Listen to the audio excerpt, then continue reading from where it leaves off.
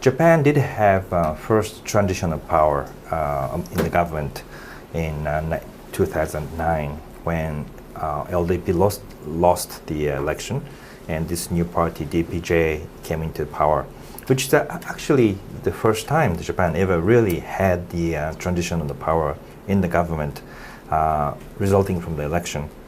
About the same time, you had a new president in the United States, which also called for change.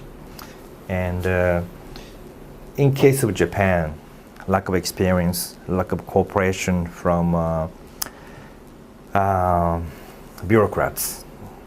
The DPJ government was in power for 3 years, but it was it didn't really deliver any result, and it was now considered to be disaster, and it paved the way for the conservative LDP government to come back in again, because people really fed up with this sort of a change agent, you know.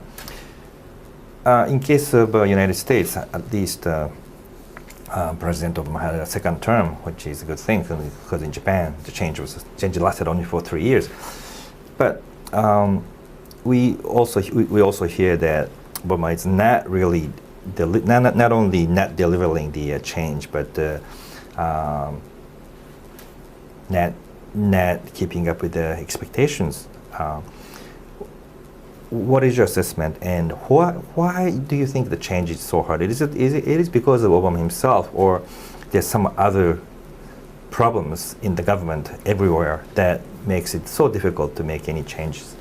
I think, as in many places,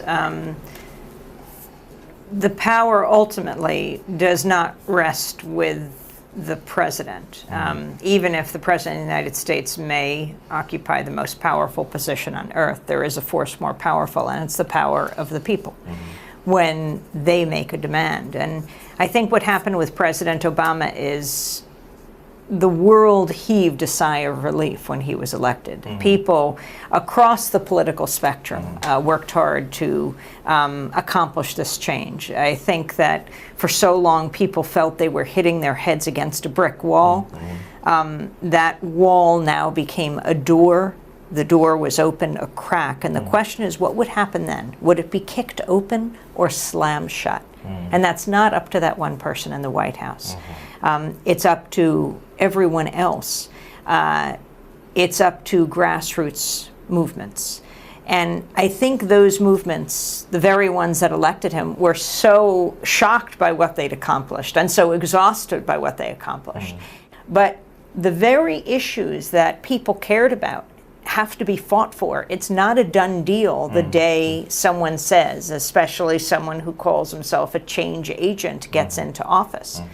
Because, you know, those who are used to having the ear of the most powerful person on earth, traditionally in the Oval Office in Washington, who are used to be able to whisper, not shout, not chant, not make demands in the streets, and their demands are answered.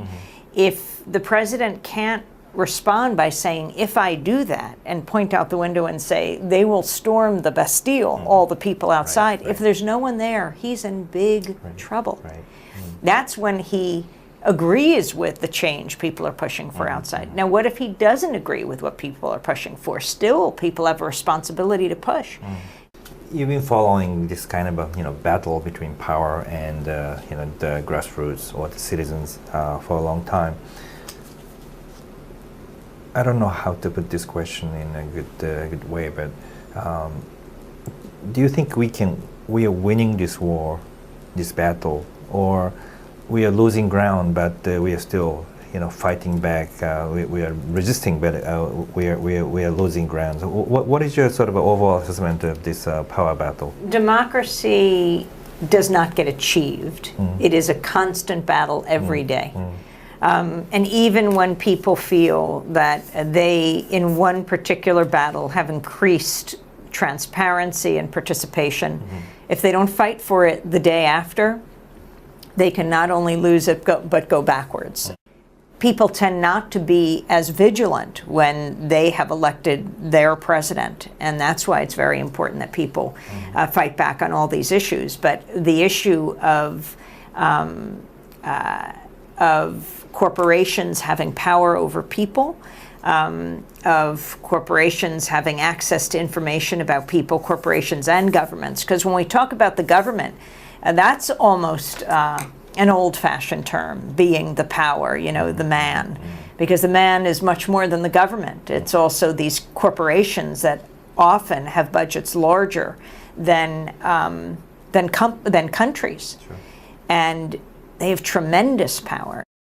At the same time, you have the large newspapers really having a change in their power in the United States. Many newspapers are folding that are supposed to be the watchdogs. Not that they always have been. Unfortunately, large media institutions have sadly become megaphones for those in power instead of challenging those in power and occupying the sacred role journalists should have.